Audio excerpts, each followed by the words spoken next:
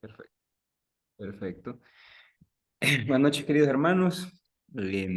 Como todos los martes, nos preparamos para ahondar en la palabra del Señor, conocer un poco más a este Jesús del Evangelio de Juan, un Jesús en particular hermoso, pero hay que entenderlo para no caer en las diversas especulaciones acerca de él. Entonces, por eso nos prestamos hoy día martes a avanzar en esta clase. Como siempre, dándole gracias al Señor por tenernos acá, porque nos permite, pues, que esta sed crezca, que esta ganas de conocerle crezcan. Recordemos que no a todos nos interesa esto, lastimosamente, porque seguramente esto cambiaría vidas, pero no es así. Pero bueno, estamos los que estamos, somos los que somos y qué bueno que ustedes están animados para la clase. En el nombre del Padre, del Hijo y del Espíritu Santo. Amén. Amado Señor Jesús, gracias por tu amor, gracias por tu entrega, gracias por entregarnos tu Santo Espíritu, Señor. Gracias porque hoy nos prestamos a conocerte un poco más. Gracias porque nos prestamos a vivir contigo, Señor, a entrar en esa comunión perfecta, para darnos cuenta que tú eres el motor de nuestra vida, que nunca nos dejaste solos, que siempre te quedaste con nosotros, que decidiste acompañarnos, Señor, por medio de la acción del Espíritu Santo. Que sea el mismo Espíritu Santo el que vive con nosotros, el que nos acompaña, el que nos aconseja, el que es nuestro amigo fiel, que nos sigue instruyendo, que nos sigue abriendo nuestra mente para poder entender un poco más estas enseñanzas. Espíritu de Dios, te pido que te quedes en nuestro corazón, tú que eres la promesa última y definitiva, tú que eres la revelación definitiva de Dios Padre, quédate con nosotros. Sigue moviendo nuestro corazón, nuestra mente. Ayúdanos a comprender, Señor, estas enseñanzas, pero sobre todo, Señor, a poderlas poner en práctica. Porque sabemos que tú esperas mucho de nosotros porque tú nos das todo. Tú nos das la energía, la vitalidad, la inteligencia, todo, absolutamente todo, Señor, para que sigamos adelante. Todo este Espíritu de Dios te lo ponemos en tus manos para que se le lleves al Padre, ya que Él es digno de honra y majestad por los siglos de los siglos. Amén. En nombre del Padre, del Hijo y del Espíritu Santo. Amén. Bueno, hermanos, voy a compartir pantalla para comenzar la presentación de la clase del día de hoy. Vamos a ver. Nos habíamos quedado entonces con este misterio del Evangelio de Juan, un evangelio, como les decía, en una oración hermosísimo, un evangelio que enseña muchísimas cosas. Y hoy pues ya sabemos que vamos a la clase número 22 de este tercer módulo. Recordemos que esta clase 22 es el recorrido que hemos dado a lo largo de todo a lo largo de todo el evangelio, los evangelios. Avanzamos por Marcos, luego pasamos a Mateo, luego a Lucas y ahorita con Juan. Ya las clases se nos acaban, probablemente nos queden del Evangelio de Juan unas 2, 3 clases. Luego de eso, las clases complementarias que les había hablado yo, pues solamente unas 3, 4 clases. Entonces nos estamos pensando en unas 6 a 8 clases por todo. Entonces, es bueno, en estos días yo les voy a mandar un formulario para que veamos en qué curso nos adentramos. Ahí tengo varias propuestas. Que iremos viendo en su parecer, para que ustedes pues sean los mismos que ustedes decidan que quieran estudiar. Podemos tener un curso de Mariología, podemos tener un curso de las cartas católicas, podemos tener cursos del Apocalipsis, podemos tener un curso sobre probablemente literatura intertestamentaria, que es un poco, ya es conocer un poco de dónde venimos, todo lo que es lo que es la parte del Antiguo Testamento. Podemos también tener un curso de qué pasó realmente con esos primeros cristianos, cómo se fueron moviendo, y hemos visto que, si bien es cierto, esto es bien interesante porque, si bien es cierto, hemos visto cómo se formaron los evangelios, pero no sabemos qué pasó después de la muerte de Jesús exactamente. Entonces, hacer una reconstrucción de eso es bien interesante.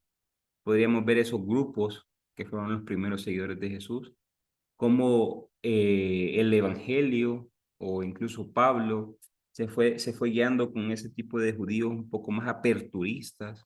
Son varios, está ese también ese cursito que lo podemos ver, o incluso podríamos adentrarnos, aunque eso yo lo quisiera pues dejar para como un fin de año, o tal vez el otro, un curso sobre el Jesús histórico, pero eso, como les digo, lo vamos a hablar con nuestros coordinadores, y para ver qué podemos presentarles a ustedes para que ustedes puedan igual tomar la decisión de qué y qué cursos quieren. Entonces, como nos habíamos quedado en esta clase, vamos con las formas literarias del Evangelio de Juan. Ya habíamos visto un poco de lo que eran los milagros del Evangelio de Juan, que se conocen como signos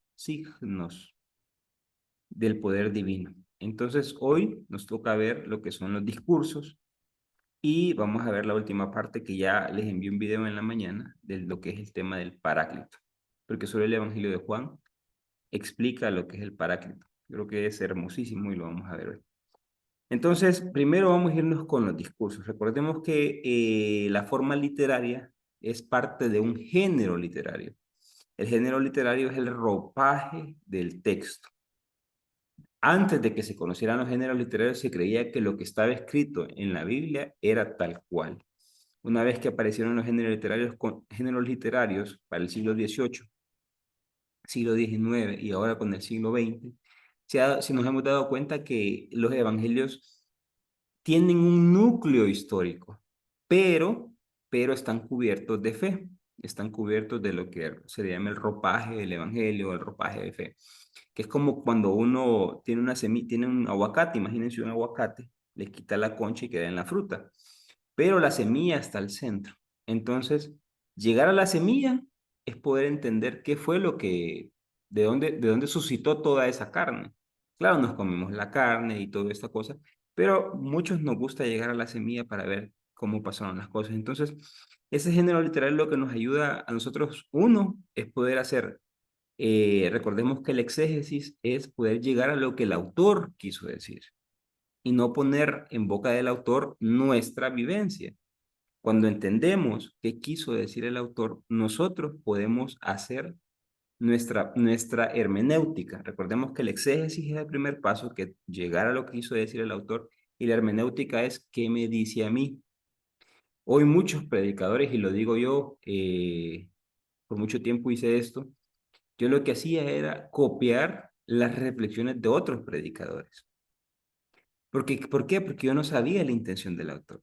Hoy, hoy, lo digo de manera personal, cuando yo me toca predicar, yo, como entiendo estas cosas, un poco, no las entiendo a cabalidad, pero sí entiendo por dónde buscar y a dónde llegar. Yo me voy primero a lo que quiso decir el autor y después digo mi mensaje. Y eso a mí me llena de mucha paz, mucha alegría, porque dejé de copiar a un montón de gente. Eso a mí en lo personal me encanta.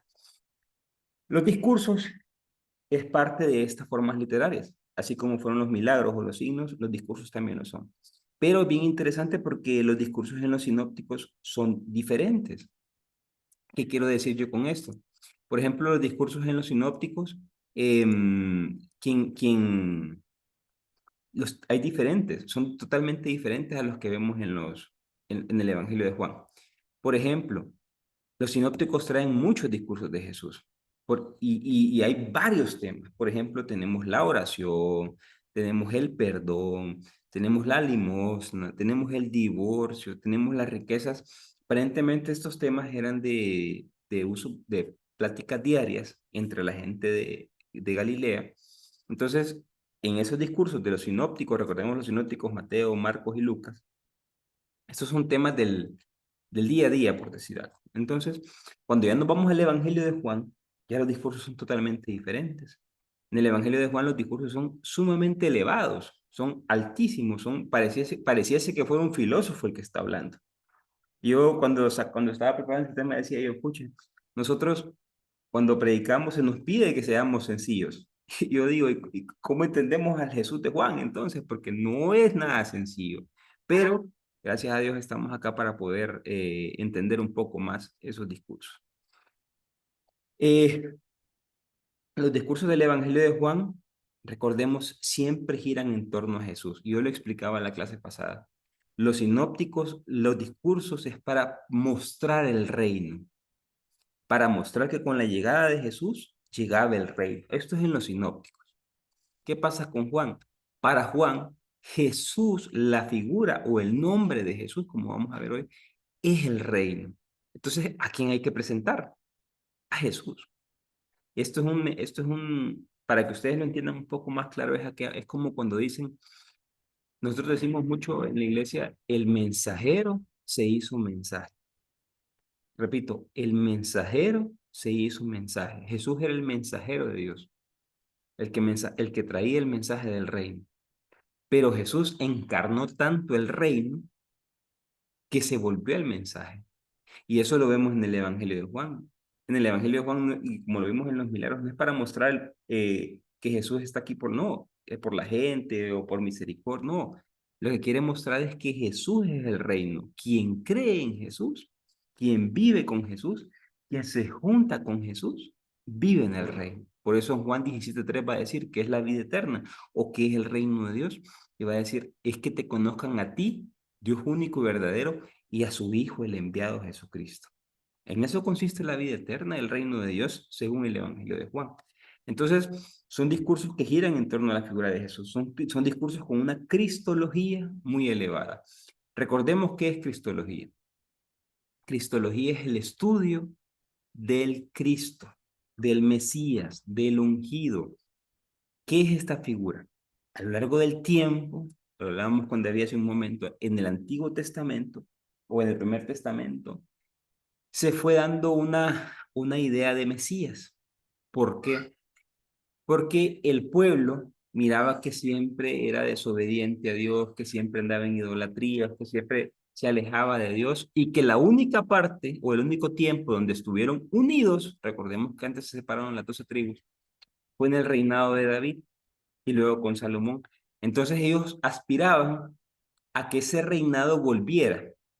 A lo largo de los siglos, la idea del reinado fue evolucionando hasta llegar a lo que se conoce con la etapa intertestamentaria, que era lo que les hablaba al inicio, y es ahí donde el rey, como la figura de David, se convierte en el hijo del hombre. Se convierte en el hijo del hombre y es aquel que va a venir a imagen de Dios a cambiar primero a Israel y después al mundo. Entonces, esa idea de ese Mesías, de ese ungido, a pesar de que en la Biblia hebrea o en el Primer Testamento hay varios ungidos, la plenitud la tiene en Jesús. Entonces a Jesús, como es el enviado de Dios, se convierte en Jesucristo. ¿Mm? Pero esto sucede inmediatamente después de su muerte. Con su resurrección, ya Jesús pasa a ser Jesucristo. Entonces, esa etapa después de la resurrección es toda la cristología. Todo lo que se ve es la cristología y hay diferentes cristologías. No hay una sola. Está la cristología de Pablo, está la cristología de Mateo, de Marcos, de Juan, del Apocalipsis, de las cartas católicas, de los hebreos. O sea, hay muchísimas cristologías. Cuando ustedes vean un texto que dice cristología, la cristología del Nuevo Testamento, no lo compren. Tiene que ver las cristologías. ¿Por qué? Porque hay diversas cristologías. Entonces, por ejemplo, la cristología de Juan es de las favoritas mías y es lo que vamos a ver el día de hoy. En los sinópticos, una de las peculiaridades, como nuestro padre, el padre Ovidio lo dijo una vez, ahí es donde podemos encontrar la ipsima verba Jesu, que es en latín significa las mismísimas palabras de Jesús. Eso solo se puede encontrar en los sinópticos, en ciertas frases. ¿Qué quiere decir esto? Que muchas, y ya lo hemos visto a lo largo de todo el Nuevo Testamento, que muchas de las frases puestas en boca de Jesús, Jesús nunca las dijo. Quien las dijo son reflexiones del evangelista. Pero las frases como tal las podemos encontrar muchas más que todo en Marcos y ciertas en Mateo y Lucas cuando vienen de la tradición de Q. Pero bueno, esto ya lo hemos visto. Entonces, en el Evangelio de Juan, como les dije yo, contiene más reflexiones del autor y eso lo podíamos ver cuando hablábamos de las diferentes redacciones, de los diferentes tiempos de redacción, que hablábamos desde el 70 más o menos hasta llegar al 100. Entonces podíamos ver en esa tercera etapa, que era cuando el discípulo amado había muerto y ya el discípulo amado, se había quedado con las reflexiones de ese señor y las había puesto en papel. Entonces, continuando con esto, vamos a ver la forma de los discursos. Miren en los sinópticos. En los sinópticos, Jesús, si ustedes ven, siempre le habla a campesinos, a pescadores, a la panadera, al que cultiva la tierra. Entonces son discursos o sea, bien comunes. Son discursos fáciles de entender.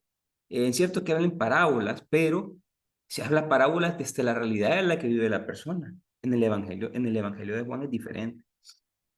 Jesús habla del diario trajín en los sinópticos, de los trabajos, de las preocupaciones, de las alegrías, o sea, de todo lo que pasa en la Galilea, mientras que en Juan no es así. Juan habla con mucho símbolo, el Jesús de Juan, vamos a hablar así, el Jesús de Juan habla con mucho simbolismo, discursos sumamente elevados, filosóficos, términos abstractos.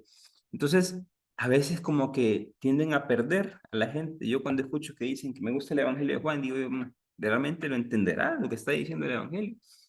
Entonces, es un poco complicado y esto hace que muchos estudiosos no se pongan de acuerdo en cuántos son los discursos.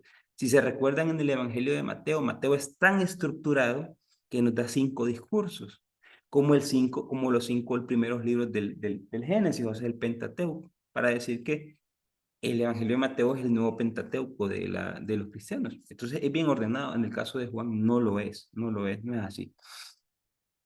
Em, Incluso cuando tiene que hablar, cuando Juan el Bautista tiene que dar, perdón, un poco mal de la garganta, tiene que dar un mensaje, lo hace sumamente elevado, un mensaje, profundidades teológicas bastante altas, pues, muy filosófico y toda esta cuestión, hablando de la preexistencia y un montón de cosas. Entonces, también lo encontramos, imagínense, vemos a Jesús, vemos a Juan, perdón, vemos a Jesús, vemos a Juan el Bautista y también encontramos al autor dando ese tipo de mensajes que hablan igual. O sea, los tres andan casi en la misma sintonía. ¿Qué nos quiere decir esto?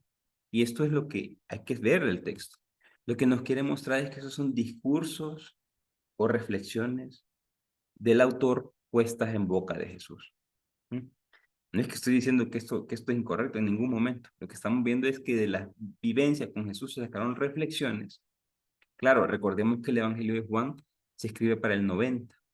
Entonces han pasado 60 años de la muerte de Jesús. Hay mayor tiempo de reflexión, hay mayor tiempo de oración, hay mayor tiempo de comunidad, hay mayor tiempo de vivencias de las dificultades que han vivido las comunidades y de cómo han sentido al resucitado, cómo han sentido a Jesús resucitado ahí. Entonces, desde ahí la comunidad de Juan, en base a la vivencia que tiene, es lo que el autor escribe. Entonces, recordemos que los evangelios muestran, de alguna u otra manera, la vivencia de la comunidad. Y yo me he encargado de explicarles eso a ustedes. En cada uno de los evangelios hemos visto cómo es la comunidad de cada evangelista, para poder entender por qué el evangelista habla de esa manera. El evangelista le dio su toque a los discursos de Jesús, igual a los discursos de Juan el Bautista. Tercer punto, la identificación de los discursos. Esto es bien interesante. Los autores no se ponen de acuerdo, como les decía hace un momento, permítanme, no se ponen de acuerdo cuántos y cuáles son los discursos de Jesús, por la cantidad de discursos que tiene y las diferentes formas y cómo habla. Entonces, es bien difícil poder llegar a un consenso y decir esto, por lo cual solo vamos a tomar en cuenta nuestros 5 discursos. El primer discurso es el que le hace a Nicodemo, en el cual se muestra a Jesús como Salvador del mundo. Luego el siguiente discurso es el que Jesús dice que viene a trabajar en el sábado para igualarse a su Padre. Luego viene el que dice que Jesús es el pan bajado del cielo. Luego aparece otro en el capítulo 10, que este es el buen pastor. En este capítulo vemos el buen pastor, vemos que Él es la puerta, vemos que Él es el camino, la verdad y la vida. Entonces vemos varias cuestiones ahí. Por eso, si se fijan, es uno, pero a la vez hay como 2 o 3 adentro. Entonces es bien difícil eso.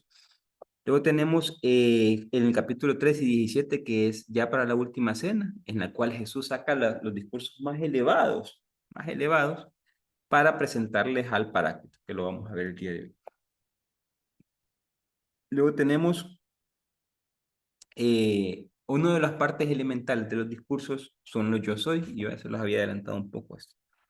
Los yo soy son característicos del Evangelio de Juan y característicos del, Apocalipsis. Hay 7 yo soy en el Evangelio de Juan y 7 yo soy en el Apocalipsis. Entonces, vamos a verlos. ¿Qué nos quiere decir? O sea, Para nosotros hoy esto es, ok, que Jesús diga yo soy, no, tal vez no nos mueve, pues, no nos parece nada diferente. Pero, para el tiempo de Jesús, que Jesús dijera yo soy, mm, créanme, a cualquier judío le traía recuerdos. Entonces Jesús muchas veces aplica la expresión yo soy, la cual no aparece en los sinópticos. En el Evangelio de Juan aparecen dos tipos de yo soy. Aparece el con predicado, que son los que nos vamos a tratar de entrar un poco hoy, y los que son de forma absoluta.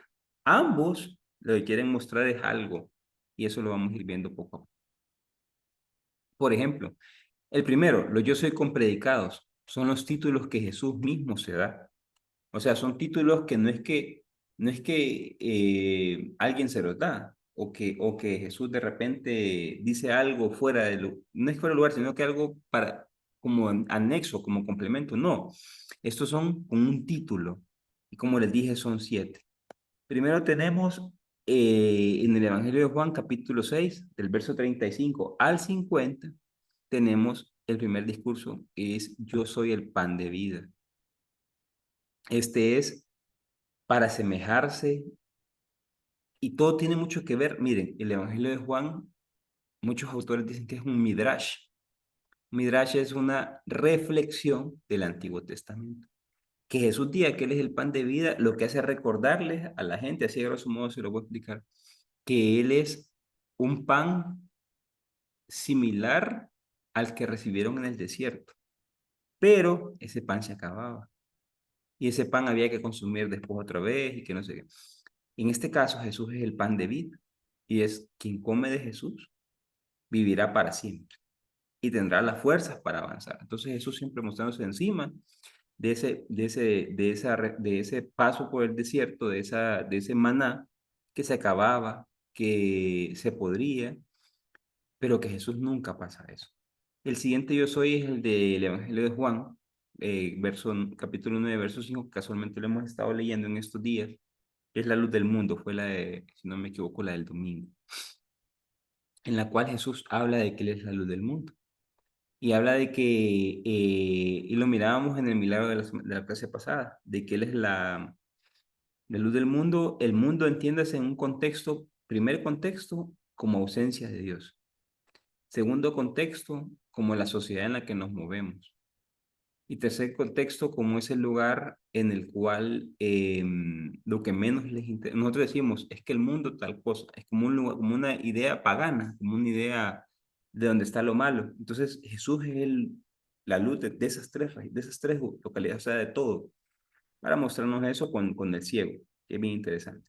En el capítulo 10 aquí es donde Jesús dice que Él es la puerta, y Él dice que tiene otras ovejas y que tiene otro redil, pero para mostrarnos que solo, y este es bien interesante, para llegar a Dios solo se puede por medio de Jesús. Hoy sabemos que para llegar a Dios se llega por dos partes, por Jesús y por el Espíritu Santo. Y ojo lo que les voy a decir, esto lo decía San Buenaventura, ya en los primeros siglos de la era común, y era que decía que Dios tiene como dos brazos para llevarnos a Él. Uno es el Espíritu Santo y otro es Jesús. Por cualquiera de los dos lados llegamos a Dios Padre. Pasa que hasta antes del Concilio Vaticano II nos hemos ido prácticamente solo por el lado de Jesús. Pero con Concilio Vaticano II, lo que es la neumatología o el estudio del Espíritu Santo ha crecido demasiado, muchísimo crecido. Y hoy sabemos que los dos brazos de Dios para llevarnos a Él, Jesús y el Espíritu Santo. Eh, Luego tenemos Juan, capítulo 10, verso 11-14, es que Jesús es el buen pastor. Escuchan mis ovejas, las ovejas escuchan mi voz y me siguen. Y habla de los buenos y malos pastores, de los pastores que solo les interesa el dinero, solo les interesa los puestos, pero a la hora de cuidar a sus ovejas o de cuidar al rebaño no les interesa. Entonces, ahí mostrando que Jesús es el buen pastor, haciendo caso a lo que es el Salmo 23, igual a lo que habla Ezequiel del buen pastor también. Luego tenemos capítulo 11, verso 25, que ya lo hemos más o menos revisado en la clase pasada, que Jesús es la resurrección y la vida. O sea, quien cree en Jesús no morirá jamás. Luego miramos Jesús en el capítulo 14, verso 6, y que decía Jesús que Él es el camino, la verdad y la vida. Él es el camino al Padre, es la verdad que debemos profesar y es la vida que debemos vivir, mostrándonos esas tres grandes dimensiones. Y luego lo último que teníamos era el capítulo 15, es que Jesús es la vid verdadera. Ahí compara al Padre con un gran viñador que tiene su jardín. Entonces habla como que quien cuida la vid es el Padre, pero quien permanece, nosotros somos los sarmientos, quien permanece en el tronco o unido a la vid, que la vid es Jesús, florece. Quien no permanece, y es bien interesante ese texto, porque cuando uno se va al griego, nosotros cuando leemos el texto dice que son cortados y son tirados a una orilla y van a ser quemados. Pero el texto no habla de eso. ¿Por qué? Porque hay que entender la mentalidad del viñador. Lo que hace el viñador es que cuando ve un arbusto caído, agarra los arbustos superiores, abre espacio, mete el arbusto para que le dé sol y para que le dé agua y para que florezca. Pero el padre nunca corta los arbustos. Entonces, es bien interesante. Yo creo que tendremos una clase explicando estos siete yo soy de manera un poco más profunda, de unos 15, 10 minutos por cada uno de ellos para que podamos adentrarnos un poco más. Esto, lo que les estoy comentando hoy es teología, pero es bien interesante. Estos títulos, como les dije, es muy difícilmente, o sea, casi imposible que vinieran de Jesús. Son reflexiones que hace el autor. Y ustedes me preguntarán, pero ¿y por qué hizo eso? Porque es que el autor, ¿cómo se dirige? El autor no se está dirigiendo a nosotros, no se está dirigiendo a nosotros, hermano. El autor nunca en su mente pensó dirigirse a Roger, a Alejandro, a Mayra, a nadie de nosotros. Él pensó dirigirse a la gente de su localidad, a la gente de su siglo, a la gente de su época. Entonces, este autor trae bienes sumamente importantes para el pueblo judío, que solo un judío los podía conocer. ¿Mm? Para mostrarnos de que esos bienes que Dios había dado antes, Jesús no los trae. Es Jesús el bien superior. En Jesús se encuentran todos esos bienes que el pueblo de Israel añoraba tanto. Entonces, en Jesús es la plenitud de los bienes. Entonces, cuando que Jesús diga, yo soy el pan de vida, de entrada cualquier judío ya sabe a qué se refiere. Primero por el yo soy y luego por el pan de vida. Entonces, eh, eso para entender un poco lo yo soy. Luego tenemos en los discursos cuando se habla del yo soy sin predicado. Aquí tiene mucho que ver y es lo que les quería comentar. Este yo soy es tomado de la tradición judía. Este yo soy aparece en el Éxodo capítulo 3 versos 3 y 14. Y es cuando se le da la misión a Moisés. Y aquí tenemos el texto. Contestó Moisés a Dios, si voy a los israelitas y les digo, el Dios de vuestros padres me ha enviado a vosotros, cuando me pregunten cuál es su nombre, ¿qué les responderé? Dijo Dios a Moisés, yo soy el que soy. Añadió, y así dirás a los israelitas, yo soy, me ha enviado a vosotros. Miren, este texto lo que habla es que Moisés, después de que estuvo con el faraón, después de que mató al egipcio y salió huyendo, era el pastor de las ovejas del suegro. Entonces, un día de eso dicen que Moisés fue un poco más allá y miró una zarza que no dejaba de arder. Entonces se acercó y tuvo el diálogo con Dios. Entonces, en ese diálogo pasa esto. Yahvé le dice, vete a traer, vete a sacar he escuchado la opresión de mi pueblo, vete a sacarla y vas con mi poder. Y Moisés le dice, ¿cómo voy a hacer eso, pues? Y le dice, cuando yo llegue allá y les diga, el Dios de vuestros padres, para hacer referencia a Abraham, Isaac y Jacob y las 12 tribus, me ha enviado, ellos van a preguntar cuál es su nombre. Recordemos algo, hermanos, y no sé si lo sabrán ustedes, pero yo se los digo en este momento. Para el tiempo, cuando se escriben estos textos, Israel era politeísta. Israel era, creían en muchos dioses. Creían en Baal, recordemos que ellos vienen de la religión cananea, creían en Baal, creían en Asherá, creían en Amón, o sea, un montón de dioses.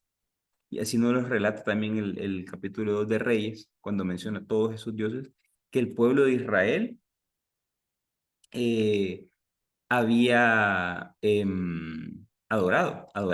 Entonces, cuando Moisés le pregunta, ¿cuál es tu nombre? Lo que le dice a Yahvé es, ¿con cuál de todos estos dioses es que yo voy a luchar? ¿Cuál de estos dioses va a mi lado? ¿Cuál de todos estos va conmigo para sacar a mi pueblo de allá? Entonces, viene él y le dice, yo soy el que soy. Y Dios no le da el nombre, sino que le dice, yo soy el que soy. En hebreo significa Ehyeh, si lo pronuncio, Ehyeh, y es lo que es el tetragrama sagrado. Entonces, lo que le dice Yahvé es yo soy. Cuando Jesús usa el yo soy, cualquier judío sabía de este pasaje. Entonces, que Jesús diga yo soy, está diciendo yo soy el Yahvé que sacó a su pueblo de Egipto. Eso es lo que está diciendo el texto. Por eso cuando nosotros escuchemos la próxima vez que Jesús diga yo soy en los evangelios, en el Evangelio de Juan, recordemos este pasaje. Para recordar que lo que está diciendo es que es el mismo Dios bajado a la tierra en Jesús que está hablando. Y es aquí donde le dice el diálogo que les estaba comentando yo. Pues. Éxodo 3:15. Siguió Dios diciendo a Moisés, así dirás a los israelitas, Yahvé, el Dios de vuestros padres, el Dios de Abraham, de Isaac, Jacob, me ha enviado a vosotros. Este es mi nombre para siempre. Por él seré invocado generación en generación. Este texto, y yo quiero que sepan, ya lo sepan ustedes, probablemente fue escrito para el siglo 7 antes de Cristo, no el año 1200. Esto es bien interesante. Es una de los cursos que tenemos preparados para ver si les parece. Es esa línea del tiempo del Antiguo Testamento, poder ver cuándo se crearon los textos. Y me decía en un retiro de jóvenes líderes que tuvimos en la comunidad, me preguntaba una muchacha, ¿cuál fue el primer texto que se escribió del Antiguo Testamento? Y yo le decía, es bien difícil eso. ¿Por qué? Porque creemos que fue el Génesis y que habla del relato de la creación, pero todos esos textos están escritos bajo la mentalidad del destierro en Babilonia. O sea, el relato del Génesis, por ejemplo, no quiero decirlo mal, pero es una copia de también el relato babilónico, por ejemplo, en el Enuma Elish. Ahí habla de la creación del mundo. Recordemos que el pueblo babilónico, siquiera o no, tiene un poco más de tenía un poco más de 3000 años antes de Cristo cuando ellos nacieron. Entonces, es un relato mucho más antiguo. Por eso hoy los estudiosos creen que ese relato de la creación, bueno, los dos relatos de la creación, uno se escribió para el siglo 7 antes de Cristo y otro para uno para el siglo 9 antes de Cristo y uno para el siglo 7, perdón, el más antiguo, que es el del Génesis 2, se escribió para el 7 antes de Cristo, 700 antes de Cristo, y el más nuevo, que es el Génesis 1, se escribió para el siglo quinto antes de Cristo.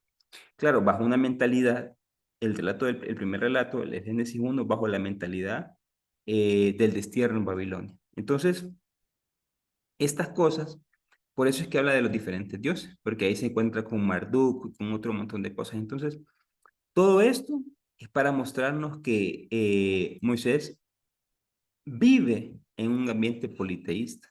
Este ambiente politeísta empieza a eliminarse con la reforma de Josías, la llamada reforma deuteronomista, donde Josías, bajo una idea de purificar a Israel, empiezan a destruir todos los templos. Eso nos cuenta la Biblia, todos los templos paganos que había en Samaria, que habían en la Galilea, que había en la parte sur, para poder tener a un solo Dios como línea central.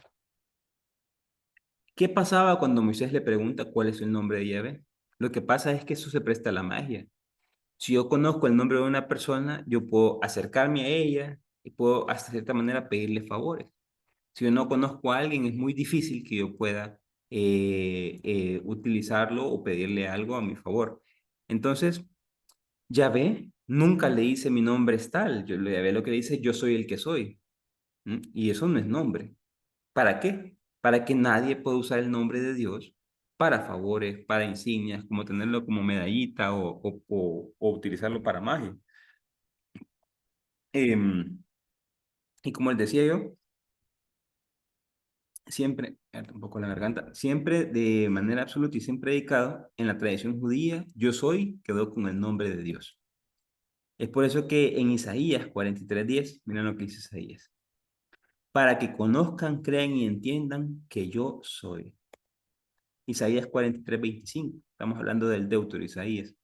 Yo soy el que borro tus crímenes. Isaías 51:12. Yo soy el que te consuela. Yo soy, era el nombre de Yahvé, era el nombre con el que Yahvé socorría a su pueblo. Luego, en el Evangelio de Juan, al decir Jesús, yo soy, este se presenta como Yahvé, lo que les decía hace un momento. Es en ese momento en el que cuando eh, Jesús decía, yo soy, a los judíos instantáneamente se les venía esos momentos claves de su historia. Es por eso que, y esto es bien importante entenderlo, hermanos, es por eso que el evangelista Juan sabe lo que está haciendo. Bueno, el que escribió el evangelio, recordemos que no es Juan, pero por cuestiones de pedagogía lo vamos a seguir usando. El evangelista sabe muy bien esto. El evangelista sabe que tiene que darle sumamente realce al nombre de Jesús.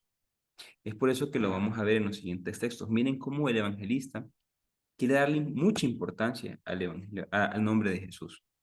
Verso 1:12.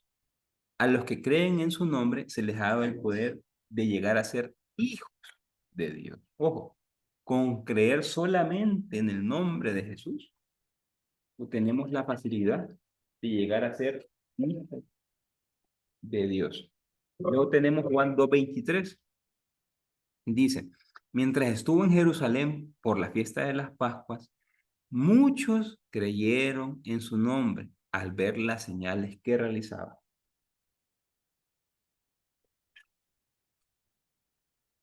Juan 3:18. El que no cree en el Hijo en el nombre del Hijo único de Dios, ya ha sido juzgado. Bajo este contexto se entienden los pasajes del Evangelio de Juan. Pero si todavía no estamos tan claros, vamos a ver dos pasajes y vamos a ver qué es lo que estoy mostrándoles. Este es bien interesante, hermanos, lo que vamos a ver es bien interesante. Por ejemplo, la primera parte que es cuando Jesús camina sobre las aguas. Acá, esta escena la encontramos en el capítulo 6, después de la multiplicación de los panes, dice el texto. Al atardecer, bajaron sus discípulos a la orilla del mar, y subiendo a una barca se dirigía al otro lado del mar, a Cafarnaúm. Había ya oscurecido, y Jesús todavía no había venido donde ellos. Soplaba un fuerte viento y el mar comenzó a escreparse. Cuando había remado unos 25 a 30 estadios, ven a Jesús caminar sobre el mar, que se acercaba a la barca, y tuvieron miedo. Pero él les dijo, yo soy, no temáis. Quisieron recogerlo en la barca, pero enseguida la barca tocó lugar donde se dirigía. Si se fijan aquí, nosotros en teología, y se los quiero comentar, esto no es nuevo, en teología hay un principio. Entre más ficticio se ve un texto, más teología tiene. Lo voy a repetir. Entre más ficticio se ve un texto, más teología tiene. Entonces hay que sacarle la teología al texto. Miren aquí Jesús dice, yo soy. O sea, Jesús de entrada ya diciendo, yo soy. Porque Jesús busca tranquilizarlos a los discípulos. Y Jesús lo que hace es, yo soy. O sea, recuerden aquel yo soy que estuvo en el desierto con ustedes, con sus padres, ese soy yo. Entonces, Jesús de entrada les muestra que Él es Yahvé el que los viene a salvar. Esta escena, como les dije yo, tiene mucho simbolismo. Para empezar, miren, era oscuro, dice el texto. O sea, había ya oscurecido. Otro, estaban en el mar, un viento fuerte, y aparece Jesús diciendo yo soy. Vamos a ver, ¿qué nos hace recordar? Génesis 1. Nos muestra al inicio de la creación, ¿qué era? Oscuridad, aguas, fuerte viento, o sea, las rúas de Dios. ¿Y quién está hablando después? Crea la palabra creadora, Yahvé. Cuando yo uso la palabra creadora, el Génesis 1 es lo que les decía hace un momento, es el relato de la creación el más nuevo, el que ya habla de un Dios más solemne, que crea con la palabra, mientras que Génesis 2 es un Dios alfarero, que crea con su mano, que cada uno de nosotros somos hechura de su mano. El Génesis 1 es diferente. ¿Qué nos muestra este relato? Nos está mostrando ese paralelismo para mostrarnos que Jesús es Yahvé, es Dios que está ayudando a su pueblo. O mejor dicho, es el enviado de Dios. Recordemos la mentalidad del Mesías. El Mesías nunca era Dios, nunca era Dios que bajaba a la tierra. Era el enviado de Dios. En este caso, el Hijo de Dios. Por eso es que Jesús aquí aparece como ese paralelismo, pues. Luego, si nos vamos a otro relato, que es el prendimiento de Jesús, allá en la parte final, dice, eh, vamos a ver, híjole, aquí me equivoqué en el texto. Se lo voy a tener que corregir por temas de tiempo. Es el capítulo 18 esto, que es cuando prenden a Jesús. Déjenme buscárselo aquí en la Biblia para que lo podamos leer. Aquí está. Entonces, vamos a ver. Sí. Vamos a ver. Entonces de la corte y el tribuno y los guardias de los judíos prendieron a Jesús. Le ataron y lo condujeron primero a la casa. Permítanme. Aquí está. Verso 4. Ya había llegado Judas. Miren lo que dice el verso 4. Jesús. Ya le habían preguntado quién era Jesús de Nazaret. Eh,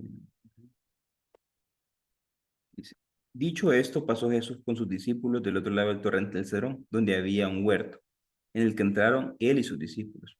Pero también Judas, el que había de entregarlo. Conocía el sitio porque Jesús se había reunido ahí muchas veces con sus discípulos. Judas pues se presentó ahí con la cohorte y los guardias enviados por los sumos sacerdotes y fariseos, con linternas, antorchas y armas. Jesús, que sabía todo lo que iba a suceder, se adelantó y les preguntó, ¿a quién buscan? Miren lo que dicen estos. Buscamos a Jesús el Nazareno. Les dijo, yo soy. Ojo, yo soy. Judas, el que entregaba, estaba también con ellos. Cuando les dijo, yo soy, ojo, yo soy, retrocedieron y cayeron a tierra. Les preguntó de nuevo, ¿a quién buscan? Les contestaron, a Jesús el Nazareno. Les dijo Jesús, ya os he dicho, yo soy. Así que si me buscáis a mí, dejad marchar a estos. Así se cumplirá lo que estaba dicho. No he perdido a ninguno de los que me han dado. Entonces, este texto es bien interesante porque esta gente llega buscando, los de la corte, llegan buscando a un tal Jesús el Nazareno. Y para Juan esto es inaceptable. Que digan que Jesús es Nazareno, el Nazareno Juan es inaceptable. ¿Por qué? Porque preguntan por un nombre humano y un nombre de un lugar, de una tierra, ¿no? De un terranito ahí, Nazaret, y preguntan por Jesús. Entonces Jesús les dice, yo soy. Cuando preguntan por Jesús, el Nazareno, y les dice Jesús, yo soy, y uno dice, si es la respuesta normal, de cualquiera hubiera dado, pues no, nosotros solo pensamos desde la mentalidad nuestra, pero recordemos que estamos hablando de un ambiente judío.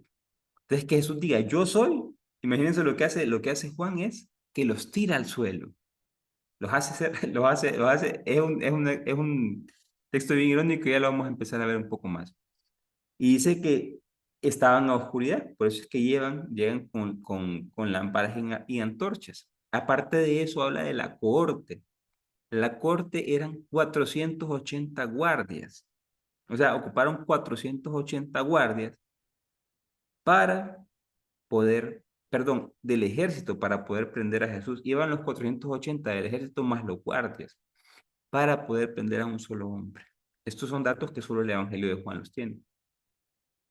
Pero cuando el Evangelio de Juan muestra que era oscuridad y que hoy llevaban luz y antorcha, era porque está hablando de ese ambiente psicológico, de ese ambiente que pasa a la exterioridad, pasa a la parte espacio y tiempo, pero para pasar a la parte psicológica, para decir que ellos no conocían a Jesús, para decir que ellos no conocen a Dios, que ellos viven en la oscuridad. Recuerden cuando les dije que Jesús es el luz del mundo. Está hablando de esa luz en el ambiente psicológico, en el ambiente social, en el ambiente externo. Entonces, que diga esto es porque en su interior estaba a oscuras. La respuesta de Jesús, como les dije yo, es impresionante. Buscan a un hombre y se encuentran con Dios, con el enviado de Dios. Así de impresionante es. Aparte de esto, lo que les decía, cuando Jesús les dice, yo soy, sucede algo interesante y lo acabamos de leer, que es que esta gente dice que se tira al suelo. Miren lo que dice. Entonces, ¿a quién buscáis? Dice, a Jesús de Nazareno les dijo, yo soy. Judas, el que se encontraba con ellos también, el que se encontraba también con ellos, cuando dijo, yo soy, retrocedieron y cayeron a tierra. Esta imagen, no se imaginen qué es la imagen que estoy mostrando. Esto se la traje la imagen porque no pude encontrar la que quería. Pero la verdad es que estos no es que se tiraron a tierra así como, no, es que se tiraron para postrarse. O sea, este detalle solo el Evangelio de Juan lo tiene. ¿Por qué? Porque Juan lo que hace es que preguntan por un campesino y quien sale es Dios, que sale es el enviado de Dios. Entonces, cuando en el Antiguo Testamento cuando se hablaba de estas cosas, lo que pasaba es que la gente se tiraba rostro a tierra. ¿Por qué? Porque pasaba la divinidad. Así pasa en el Génesis 17:3 cuando Abraham, así pasa en Ezequiel, así pasa también en Daniel. Todos estos personajes, como les dije aquí, es incorrecto, se tiran a postrarse ante Jesús. Imagínense, llegan a pesar a Jesús y lo que pasa es que terminan adorando o postrándose a Jesús, a Dios, al enviado de Dios. Esta parte solo Juan la tiene. Esto sabemos que no es histórico. Es imposible que esto hubiera pasado. Claro, hay un mensaje, un trasfondo en esto. En los sinópticos es Jesús el que cae. Por eso Juan, la oración de Getsemaní, toda esta faceta en la que Jesús está orando, en la que Jesús está rostro a tierra, en la que Jesús suda como gotas de sangre, esas escenas no aparecen. ¿Por qué? Porque rebaja mucho a Jesús. Entonces, para el evangelista Juan tiene que mostrarlo de otra manera. Para el evangelista Juan, Jesús no puede ir al suelo. Son los enemigos de Jesús los que tienen que ir al suelo. Por eso es que no cuenta la oración de Getsemaní. Entonces, esta parte son los discursos. Aquí más o menos podemos sacar unas conclusiones. Vamos a sacar conclusiones de esta primera parte para entrar a la parte más fuerte. Y es que los discursos del Evangelio de Juan son altamente simbólicos y están muy lejos de los discursos sencillos de los sinópticos. Por eso les digo, imagínense, esto solo les narré dos discursos, pero cuando entramos al pan de vida, así a grosso modo se los expliqué. Yo espero tener una clase para poderles explicar estos 7 yo soy, en los cuales les puedo explicar la teología de cada uno de ellos para poder entender mejor. Igual,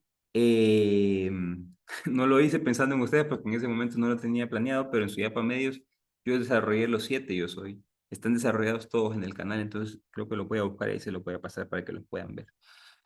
El mismo Evangelio nos dice, por ejemplo, estos relatos no son predicaciones del Jesús histórico, sino que son reflexiones del evangelistas. El mismo evangelista nos lo cuenta. Miren lo que dice en Juan 16:27. Todavía tengo mucho que decirles, pero ahora no pueden, ojo, no puedo, no es que no puedo, no pueden con ello.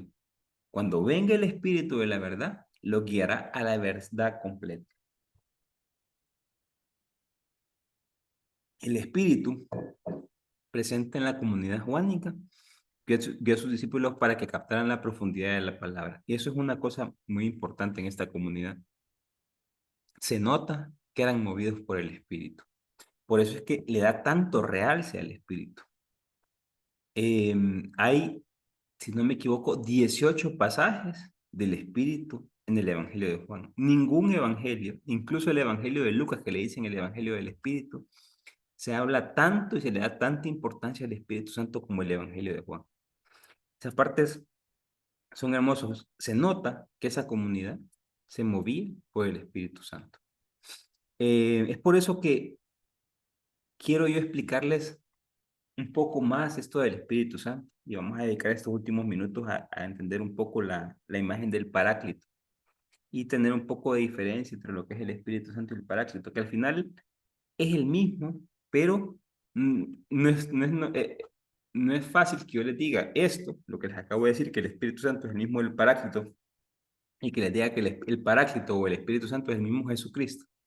No es fácil que se los diga así o que me entiendan, a que veamos cada uno de los textos y saquemos nuestras propias conclusiones. Entonces, empecemos con este segundo tema del día de hoy, el Paráclito.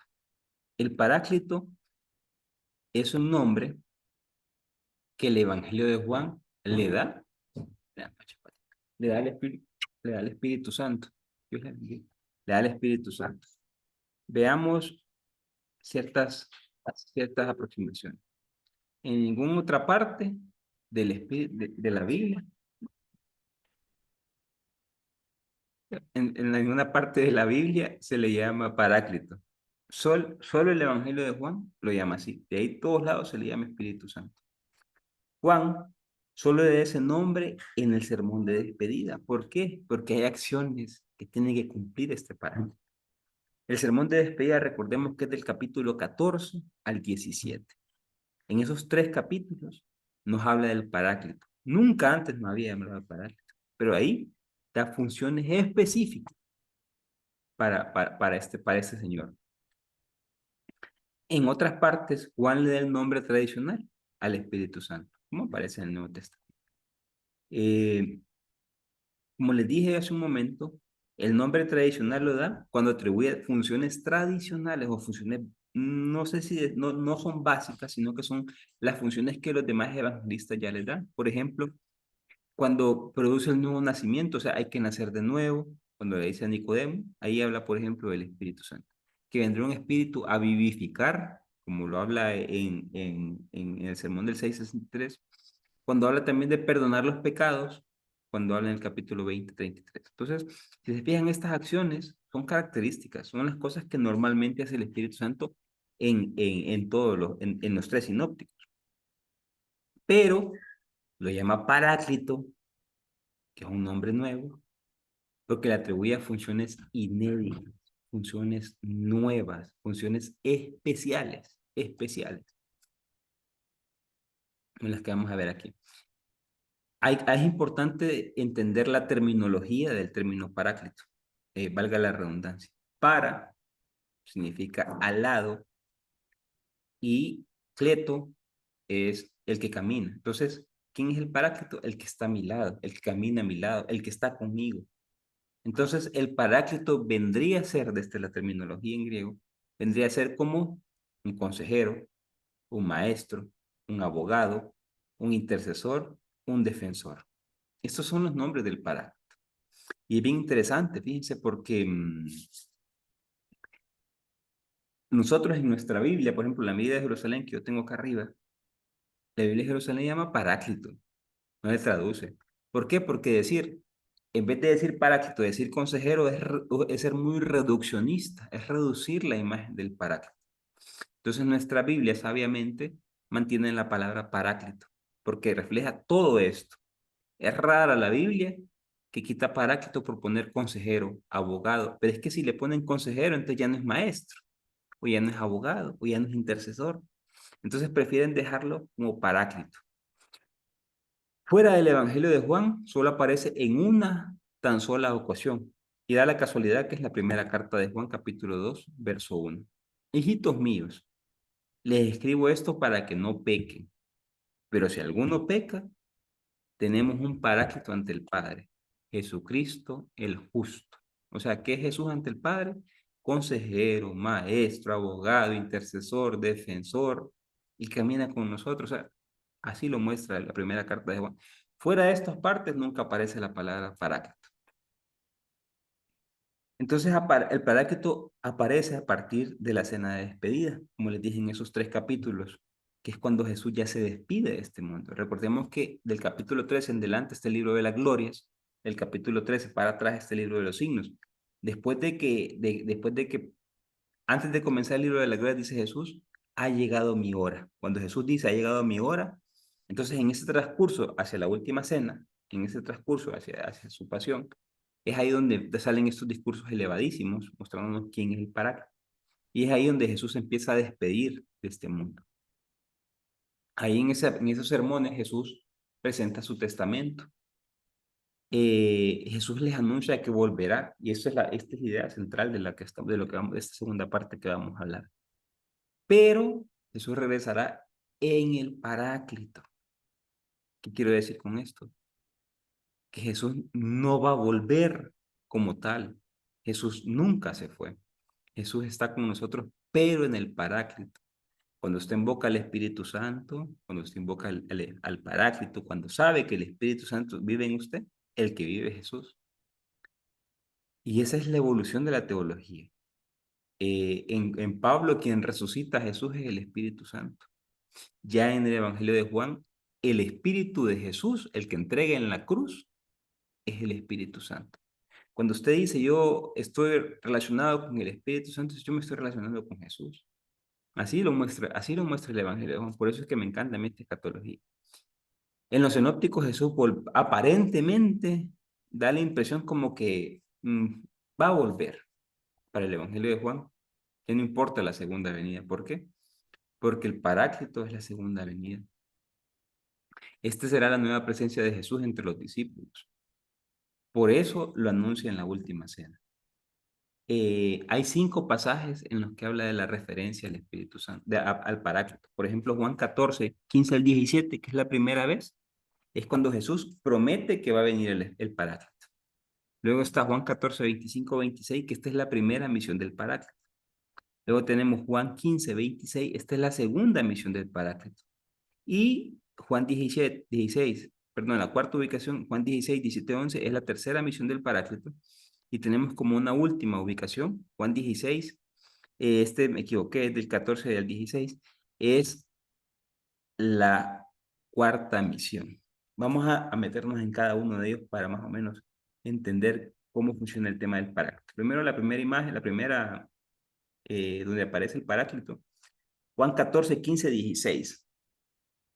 15 a 17. Dice el texto lo siguiente.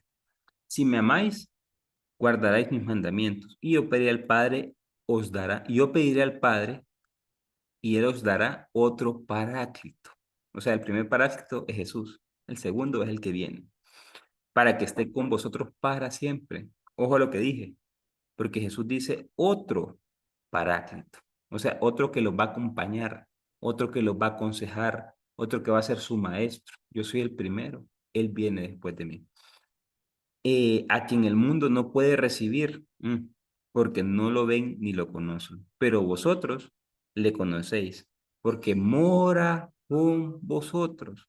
No os dejaré huérfanos, volveré a vosotros. Acá Jesús anuncia que va a pedir al Padre que le dé otro Paráclito.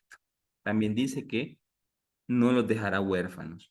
Primero es la promesa ante la inminencia de Jesús, ante la inminencia ida de Jesús, la inminencia muerte de Jesús. Jesús les anuncia que no los dejará solos, no los va a dejar huérfanos. Entonces anuncia su segunda venida. Y es aquí donde dice que Jesús es el primer paráclito y luego que el primer paráclito enviado por el Padre y él mismo le pedirá al Padre que envíe a alguien igual que él. Porque Jesús fue enviado por el Padre, pero pedirá que envíe al otro Paráclito. El otro Paráclito también es enviado por el Padre, pero, pero, este Paráclito ocupará el lugar de Jesús para siempre, no por un tiempo, para siempre, porque la segunda venida de Jesús para el evangelista Juan se llama Espíritu Santo, se llama Paráclito. Así que hermanos, si estamos esperando la segunda venida del Señor, empecemos a relacionarnos con el Espíritu Santo más a fondo, a hablar con Él y darnos cuenta que Él es la segunda venida de Jesús. El Paráclito solo vendrá, ojo, a los discípulos, porque el mundo no lo pueden recibir. ¿Qué pasa? Este Señor el evangelista sabe que muchos no van a creer en el testimonio de Jesús. Recordemos que Jesús, y esto yo lo voy a explicar más a fondo en una clase, que va a ser una clase bastante pesada. Vamos a hablar de cómo muere Jesús. Y Jesús murió como un malhechor, como una pena que se le dio a un delincuente. ¿Qué pasa? Las personas no creen en él. Entonces hay que mostrar a este Jesús desde otra perspectiva, desde la perspectiva del cumplimiento de las promesas. Entonces, que el discípulo, el evangelista diga que el mundo no creerá en él es porque hay mucha gente que no cree, porque lo que primero que decía la Biblia hebrea era que el que muere bajo la cruz es un maldito, quien muere en un madero es un maldito, dice Deuteronomio. Entonces, ¿cómo murió Jesús?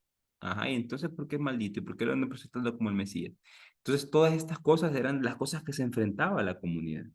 Entonces, el evangelista pone sabiamente estas palabras para decirles, los que son realmente discípulos y han visto el mensaje de Jesús, conocido la historia de Jesús, realmente se dan cuenta que Jesús no murió siendo un vándalo, un delincuente, nada de eso.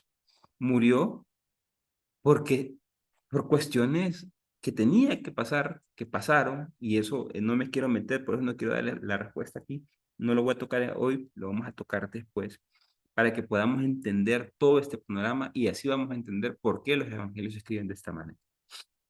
La segunda aparición del Paráclito es en el capítulo 14, 20, versos 25 y 26, miren lo que dice. Os he dicho estas cosas estando con vosotros. Pero el Paráclito, el Espíritu Santo, ojo, aquí ya no dice, es alguien diferente. Él explica el Paráclito, coma, el Espíritu Santo. O sea, el Paráclito es el Espíritu Santo. Que el Padre enviará en mi nombre, os lo enseñará todo y os recordará todo lo que yo he dicho. Primero, que el Paráclito es el Espíritu Santo. O sea, es el mismo Espíritu que habla en todo el Nuevo Testamento. Solo que con funciones específicas.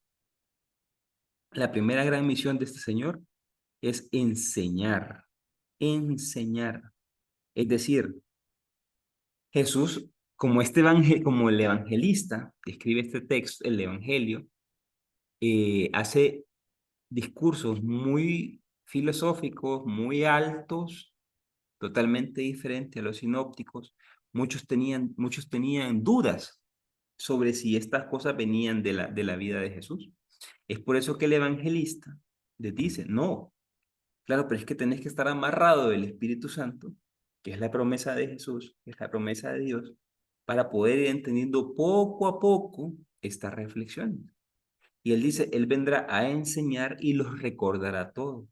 Entre más reflexión, como decía hace un momento, mayor teología, mayor cristología. Entonces, lo que está mostrando es como este paráclito les vendrá a enseñar y a recordar. O sea, el paráclito debe continuar las enseñanzas de Jesús. Esto, reitero la idea, porque habían muchos en la comunidad que no creían que estas enseñanzas venían de Jesús. Entonces el evangelista, que escribe el texto, utiliza sabiamente la figura del paráclito para decir, no es que estas son revelaciones que son cosas que el Señor nos sigue enseñando. Por eso es que, por ejemplo, hoy cuando nos encontramos con gente que es, casualmente, decía el Papa que está bien seguir la tradición, el problema es cuando se dice, no es que se ha hecho de esta manera y se tiene que seguir de esta manera. Ese es el problema, y decía el Papa, voy a ver si encuentro ese video. Entonces, ¿qué es lo que nos quiere decir el texto? Que la revelación de Dios, o sea, Dios sigue hablando, Dios sigue mostrándose en este mundo. A veces nosotros, por venir de esquemas cuadrados o ser bien esquemáticos, decimos, no es que se ha hecho así por 50 años o por 100 años y tiene que seguir así. Entonces, ¿qué pasa? El Espíritu no actúa. El Espíritu no puede recordarnos nada, no puede enseñarnos nada. ¿Por qué? Porque como nosotros ya nos encapsulamos en un cuadrado, Él no puede seguir enseñando. Y lo que está mostrando el texto de fondo es que el Señor, o sea, Dios sigue hablando a través de la acción del Espíritu Santo que habita en nosotros, que habita en cada uno de nuestros hermanos, que habita en cada uno de los hermanos de una comunidad, para mostrarnos que la enseñanza de Dios no se quedó atrás. Imagínense toda esta revolución de los estudios bíblicos que estamos dando en estos momentos, que han dado un montón de gente desde el siglo XIX, siglo XX. Hay mucha gente que el día de hoy no le interesa estos textos. Yo he escuchado comentarios de gente que dice, no, no me interesa, yo estoy bien así como he aprendido. Yo me mantengo en mi zona de confort y lo que me han enseñado mis padres y mis abuelos, ahí está bien. Yo no quiero ir a eso, yo no quiero ir con ustedes a aprender estas cosas. ¿Por qué? Porque son cosas nuevas y probablemente me están desfigurando la imagen de Dios. No, no, no, no, no es así. Dios sigue hablando. Yo creo que de los que estamos acá, muchos amamos más a Dios hoy más que nunca, amamos más a Jesús más que nunca. ¿Por qué? Porque lo que estamos aprendiendo es más de Él. Aquí nunca se le quiere hacer perder la fe a nadie, no que lo que queremos es hacerla fuerte, fuerte y sólida para poder seguir avanzando. Las nuevas enseñanzas no son una revelación, sino un recordatorio y una evolución de lo que es la enseñanza de Jesús. Al parecer, como les dije, para muchos de esos seguidores parecían novedosas. Y es por eso que el evangelista utiliza esto para mostrar cómo eran siempre enseñanzas de Jesús. El Paráclito, ojo, el Paráclito o el Espíritu Santo garantiza que hay una continuidad entre lo de Jesús, entre el Jesús de su época y las enseñanzas del final del siglo I. Y podemos decir, el Espíritu Santo garantiza que las enseñanzas de Jesús del primer siglo siguen latentes, nos siguen enseñando muchas cosas y seguimos evolucionando hacia un camino más puro y más directo con el Señor.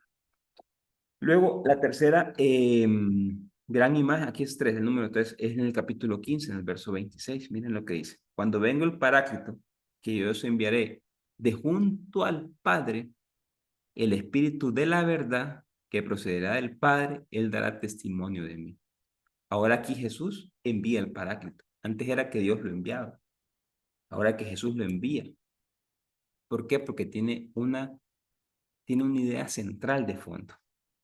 Y es que Él va a dar testimonio de Jesús. En este texto, Jesús es quien envía al Paráclito. Y uno dice, y no es que era Dios el que le iba a enviar. Y no es que era Dios el que le iba a enviar. Y ahora es que Jesús. ¿Por qué? Porque Jesús dice dar testimonio de Él. Miren, hay un pasaje en Deuteronomio, capítulo 19, a ver si lo encuentro aquí rapidito. Deuteronomio, capítulo 19, eh, que habla de cómo se puede dar testimonio. Por eso les digo, hay que entender qué quiere decir el texto. Y apunten ahí, no lo puse aquí. Es Deuteronomio 19, verso 15. Dice mi Biblia, los testigos, dice el título. Un solo testigo no bastará como prueba contra un hombre, sea cual sea la culpa o delito que haya cometido. Una causa solo podrá ser fallada por un tribunal tras oír la declaración de dos testigos o por declaración de tres testigos. O sea, una persona no podía dar testimonio. ¿Qué hace Jesús entonces? Enviar a su espíritu, enviar al Paráclito. ¿Quién más puede dar testimonio? O sea, los discípulos van a dar testimonio, pero ¿y quién otro estuvo presente en los hechos? ¿Quién otro vio lo que pasaba? ¿Quién otro vio las enseñanzas de Jesús? El Espíritu de Jesús. El Espíritu, el otro Paráclito. Entonces, ahora Jesús está explicando que Él está enviando su Espíritu, o sea, el Paráclito, para que viva en ellos y sea el otro testigo. ¿Para qué? Para dar testimonio de Jesús, dar testimonio en el mundo. La segunda misión del Paráclito, perdón, la tercera, es dar testimonio de Jesús. Ojo, aquí es una función forense, o sea, es una función que es dar testimonio ante un juicio. Para el evangelista hay un gran juicio contra Jesús y sus enseñanzas todavía. Y de aquí podemos sacar nuestra hermenéutica al día de hoy. Hoy nosotros vemos cómo la gente ya no quiere creer en Jesús, ya no quiere escuchar el evangelio, ya no quiere entender el evangelio. Así pasaba en aquel tiempo. Entonces, el evangelista entiende esto y cree y sabe que contra Jesús hay un gran juicio. Entonces, ¿qué le dice? El Espíritu de Jesús, el Espíritu de Dios está con ustedes. ¿Por qué? Porque Él les recordará todo, Él dará testimonio con ustedes ante el mundo, ante el mundo, porque el mundo condena las enseñanzas del Señor. En el presente, el mundo está acusando, en este tiempo el mundo está acusando y condenando a Jesús. Jesús quiere presentar a los suyos, o sea, a los discípulos como testigos, para que el testigo no se sienta solo dando testimonio, sino que sepa que su compañero, el que le da la fuerza para cambiar el mundo, es el Espíritu Santo. Y nosotros hoy, hermanos, nos preguntamos cómo podemos dar testimonio de Dios, cómo podemos dar testimonio de Jesús. El problema que sufre la Iglesia Católica hoy eh, en vocaciones, en la caída de los fieles, el problema principal es la falta de testimonio que estamos dando. Nosotros nos hacemos llamar cristianos y nos encanta andar en corrupción. Yo siempre lo digo, me daba risa ver a los que son en la Corte Suprema de Justicia con la cruz aquí, de la cruz de ceniza, y sus actuaciones dejan mucho que desear. Nosotros voy a hablar de mi vivencia, nos ofrecen trabajos turbios o de coimas y las aceptamos. Nosotros somos infieles a nuestras esposas, a nuestras familias. O sea, estoy hablando de manera general. Nosotros no ayudamos al otro. Sabemos que el otro está en problemas y lo que menos hacemos es ayudarlo. Nosotros, cuando vemos la oportunidad de beneficiarnos a nosotros mismos, no nos importa llevarnos a quien sea. Ese tipo de cristianos es el que da mal testimonio. ¿Por qué? Porque no se dan cuenta del problema que están ocasionando. Y así lo dice el Concilio Vaticano II. Muchos de los ateos del día de hoy son por el mal testimonio de los cristianos. Entonces, Jesús lo que nos dice es, recuerden que ustedes ya tienen el Espíritu Santo en ustedes. No pueden dar mal testimonio de mí. Tienen que dar un buen testimonio. ¿Qué es eso? Ser un buen cristiano. ¿Cómo ser un buen cristiano? A la imagen de Jesús, moviéndose como por el amor al otro, por ayudar al otro, por mejorar la sociedad, por mejorar el lugar donde vivimos, la oficina. Recordemos, como siempre les digo, tenemos la capacidad de crear el ambiente que querramos, el universo que querramos. Podemos crear universos de discordia, de infidelidades o de amor, de paz. Podemos hacer un montón de cosas. Y todo este poder, el poder de la creación, está en nosotros. Entonces, aquí solo es que nos creamos que somos testigos y empecemos a actuar como tal. Ya para ir finalizando, otro de los pasajes, creo que este es el cuarto, que es un poco más difícil de poder explicar. Este es un texto hermosísimo, pero un poco difícil. No lo vamos a detener tanto en él, pero vamos a leer. Pero yo os digo la verdad, os conviene que yo me vaya, porque si no me voy, no vendrá a vosotros el Paráclito. O sea, Jesús les está diciendo, por su bien, ojo lo que le dice, por su bien les conviene que yo me vaya, porque va a venir alguien a darles la fuerza, a ayudarles en un montón de cosas. Pero si me voy, os enviaré, solo si Jesús se va. Y esta es parte del desprendimiento. Em, Cuando Él venga, convencerá al mundo en lo referente al pecado, en lo referente al juicio, en lo referente a la justicia. En lo referente al pecado, porque no creen en mí. O sea, el Evangelio está diciendo que quien no cree en Jesús vive en pecado. ¿Por qué? Porque no conoce a Dios. Y recordemos la cosmovisión judía, aquel círculo con los tres pisos. Quien no conoce a Dios o que no vive con Dios está muerto. Muchos de nosotros hoy no conocemos a Dios. Recordemos que el nombre de Dios hoy en día se llama amor. Quien no ama está muerto. Así de sencillo. Quien no ama está muerto. Entonces, ¿qué es el pecado? No amar. En lo referente a la justicia, porque me voy donde el Padre, porque Jesús amó toda su vida, va directo al Padre. Y en lo referente al juicio, porque este mundo ha sido juzgado, porque el mal el mal ha sido pisoteado, pero será pisoteado cada vez que actuemos con amor, de lo contrario, el mal seguirá actuando. Que Jesús diga, pues os digo, la verdad, no es que les estoy diciendo mentiras, no, es que les revelo, está diciendo, les revelo algo. Y este es la tercera misión del Paráclito. Recordemos que son cuatro misiones. Y el primero es la promesa y las cuatro misiones después. La tercera misión es convencer al mundo. ¿Por qué lo convencemos al mundo? Porque el Paráclito nos va a dar pruebas irrefutables como un forense. Cuando un forense abre un cuerpo, él dice, pasó por esto, por esto, por esto". Es irrefutable prácticamente lo que él dice. Entonces, muestra estas pruebas. ¿Para qué? para poder para poder convencer al mundo, para poder convencer al mundo de que todo se puede, de que podemos convertir la sociedad en algo agradable. Y la quinta y última mención del Paráclito es en el capítulo 16, 12, 15. Aquí ustedes lo pueden leer después en sus casas, cuando ya tienen la presentación. Aquí hay puntos bien importantes, porque Jesús muestra la cuarta y última función y es que el Espíritu Santo os guiará a la verdad completa. Esto tengo que decirlo, hermanos. Nosotros, por mucho tiempo, hasta antes del Concilio Vaticano II, creíamos que lo que decía la Iglesia Católica era verdad y que fuera de la Iglesia Católica no había verdad. Después del Concilio Vaticano II, esto se reformó y nos hemos dado cuenta que ni la Iglesia Católica tiene la verdad. Muchos de nosotros actuamos como que tuviéramos la verdad. Yo recuerdo que una vez una predicadora aquí desde el país me dijo, hermano, yo quiero hablar con usted, me dijo así. Yo quisiera que usted haga esto, esto y esto. Y yo le dije, ¿por qué? No, porque es que esto es lo que nos ha funcionado. Sí, pero le funciona a ustedes. Vivimos realidades totalmente diferentes. ¿Por qué yo tengo que seguir haciendo eso? Y fue ahí donde empezaron muchos problemas. ¿Por qué? Porque es que la verdad nadie la tiene. O sea, la verdad nadie, pues. Entonces, entender que el Espíritu Santo nos va guiando a una verdad, yo creo que es un camino a abrirnos, a entender que ni yo, ni ustedes, ni nadie tiene la verdad.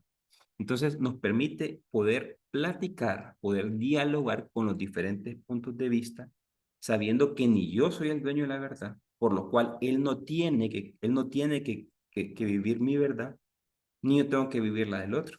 Claro, la única verdad es el amor. Siempre y cuando sea en la línea de amor, todo es permitido. Luego recibirá de lo mío y os dará a vosotros. El texto lo que está mostrando es que las enseñanzas que Jesús hace, perdón, las enseñanzas que el Paráclito hace son de Jesús, vienen de Jesús. Y como les decía hace un momento, este es un texto importante para mostrarnos que la verdad nadie la tiene. Ya para ir concluyendo, esto del Paráclito, que les he robado un poco de tiempo, pero sí era importante que pudiéramos adentrarnos a esto. Entender estas conclusiones, son mis conclusiones, ojo, son mis conclusiones, ustedes pueden sacar sus propias conclusiones.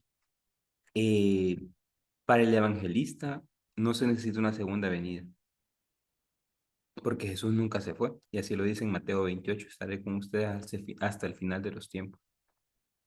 Muchos de nosotros vivimos, y yo era uno de ellos, yo les mandé un comentario, una reflexión en la mañana. Yo les decía, yo vivía pensando en que en un tiempo me iba a convertir, iba a disfrutar la vida y los últimos 5 o 10 años de mi vida se los iba a dedicar al Señor ya me había cansado de pijinear. La verdad es que tarde te amé, dice San Agustín. La verdad es que no sucede así. Cuando nos damos cuenta que Jesús no va a venir a arreglar las cosas que nosotros teníamos que arreglar, la conciencia de responsabilidad aumenta. Que la sociedad esté como está, los únicos y exclusivos culpables somos nosotros. El país, Honduras, va a cambiar. No que nos vayamos a vivir a otro país. Va a cambiar cuando nosotros decidamos cambiar la sociedad. Cuando como buenos cristianos demos testimonio y cambiemos la sociedad. Hoy habemos, no sé si son 2.4 millones, 2.4 no, 2.4 billones de cristianos, no sé cómo por ahí anda la cifra, es una locura. Es como un 30% del mundo. Y uno se pregunta, si hay tanto cristiano, ¿por qué la sociedad sigue igual o peor? Por ese testimonio malo que damos. Muchos viven solo en el cumplimiento, como dice el padre Ovidio, cumplimiento. Y ser cristiano no es eso. Ser cristiano es hacer pequeñas cosas que engrandezcan a Dios. Otra frase del padre Ovidio. Ahí donde nos toca trabajar a nosotros en nuestro trabajo, en nuestra casa, mostrar el amor de Dios. Mostrar que somos los responsables de cambiar la sociedad. El reino no se va a hacer presente mientras nosotros no hagamos el cambio. El Paráclito, mejor conocido como el Espíritu Santo, es la fuerza de Dios que habita en cada ser humano. Ojo a esto. Yo hoy más que nunca, se los digo de todo corazón, y ya me puse un trabajo todo este año, y es predicarle al cristiano que Dios habita en él. Muchos problemas, por no decir todos los problemas, se resolverían, ojo a lo que les digo, todos los problemas se resolverían si el ser humano es consciente de que Dios habita en él. ¿Por qué? Porque va a ver al otro como un templo de Dios. Es que el Padre Pío es tan espectacular y dijo la vez pasada, yo me asombro, dijo él, cómo hay gente que va al Santísimo y sale sin darle la espalda al Santísimo. Pero cuando se montan al carro y ven a una gente pidiendo arriba, o ven al guardia de su casa, o ven a otro, lo tratan como basura. Yo me asombro de esas cosas, decía él. Y hoy más común creo que el cristiano, que todos tenemos que darnos cuenta que Dios, o la divinidad, o y darlo a entender como el amor, habita en nosotros. La sociedad, créanme, seguramente cambiaría. Y creo que esa es una tarea que está pendiente y pues ahí creo que es la misión que nos ha mandado el Señor. Se nota que la comunidad de Juan deseaba la segunda venida de Jesús. Y el evangelista, dándose cuenta de que ellos se relacionan tan bien con el Espíritu Santo, lo que les dice es, hey, con ese que se están relacionando es Jesús. ¿Para qué quieren más que venga Jesús si ya se relacionan con su Espíritu, con el Paráclito? Jesús nunca se fue, Jesús se quedó con nosotros. Jesús sigue bajando en la Eucaristía, Jesús sigue bajando en la comunión, Jesús sigue bajando en los sacramentos, Jesús sigue bajando en el Espíritu Santo. Nosotros que somos Renovación Carismática Católica, pues, y dándonos cuenta de que vive en nosotros todavía. Entonces, es de ser consciente de esta realidad. Probablemente, al estar en una zona griega con mucho pluralismo religioso, confrontaciones por quién tenía la verdad, el autor con una genialidad muestra que nadie tiene la verdad absoluta. La única verdad, la del Espíritu Santo, o mejor conocido como el amor. Esta es parte de la evolución, y así lo dice en primera carta de Juan, capítulo 4. Dios es amor. Darnos cuenta que ese Dios, que es amor, habita en nosotros y que tenemos todo el poder para cambiar la sociedad. Yo creo que vamos a empezar a evangelizar de una manera diferente. Primero tenemos que convertirnos nosotros, darnos cuenta, y eso es un trabajo que que me costó, me ha costado, y creo que tengo un poco de conciencia de que Dios habita en mí, de que Dios me ha hecho fuerte y que Dios quiere que cambie la sociedad. Eso me ha permitido a mí hacer muchos cambios en mi vida. Varios conocen mi testimonio de vida. Creo yo que si no me hubiera dado cuenta de estas cosas, pues probablemente no estuviera aquí o me hubiera muerto. No lo sé, pero sí creo yo que tenemos que darnos cuenta que Dios habita en nosotros, de que cada uno de nosotros somos el templo de Dios, de que en cada uno de nosotros está Dios y de que como está Dios en cada uno de nosotros, la persona que está a mi lado es Dios. Entonces yo tengo que tratarla como tal, con amor, con respeto, con cariño, con paciencia, con empatía, no imponiéndole mi verdad, no irrespetándola, no faltándole al respeto. O sea, imagínense que se les venga todos los problemas que tienen las sociedades, tienen las familias hoy. Imagínense si se dan cuenta que ahí está Dios en cada uno de ellos. Muchísimos problemas se solucionan, muchísimos. Entonces, creo yo que empezar a ver que Dios habita en el ser humano, de que ya no tenemos que esperar nada y que Dios se ha quedado con nosotros, creo que va a cambiar la sociedad. Vamos a darle gracias al Señor por esta enseñanza. eh, Larga, pero creo yo que ha sido de gran ayuda para los que la están viendo presencial y los que la van a ver después en diferido. Amado Espíritu Santo, gracias Espíritu de Dios porque te quedaste con nosotros. Gracias Señor porque para el evangelista Juan, como para mí tú eres Jesús que ha vuelto que ha vuelto a la tierra. Gracias Espíritu Santo porque me puedo relacionar mejor contigo de una manera más amorosa, más correcta.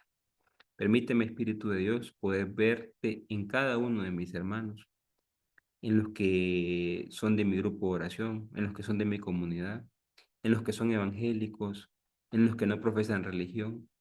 Permíteme, Espíritu de Dios, poder verlos a través de los ojos del amor, que pueda yo ver a un hijo de Dios ahí. Oh Santo Espíritu de Dios, sigue abriendo nuestro corazón a estas enseñanzas. Permítelo, Señor, encarnarlos y ponerlos en pie. porque de nada sirve que estas enseñanzas, Señor, se queden en nuestra cabeza si no las bajamos al corazón. Permítenos, Señor, encarnarte. Permítenos darnos cuenta de que en cada uno de nuestros seres queridos, incluso de los no queridos, de nuestra familia, de nuestro trabajo, de nuestros compañeros, nuestros empleados, Señor, incluso las personas que nos ayudan en casa, hay en todo el ser humano, tú estás ahí, Señor. Permítenos ver tu rostro, permítenos que cada vez que nos enojemos con alguien, nos molestemos o querramos hablar mal de alguien, recordemos que ahí estás tú, Señor. Recordemos que tú vives en cada uno de nosotros y permítenos cambiar la sociedad. Todo esto, Padre bueno, te lo ponemos en tus manos. A ti que eres digno de honra, gloria y majestad por los siglos de los siglos. Amén. Dejo de compartir y dejo de grabar.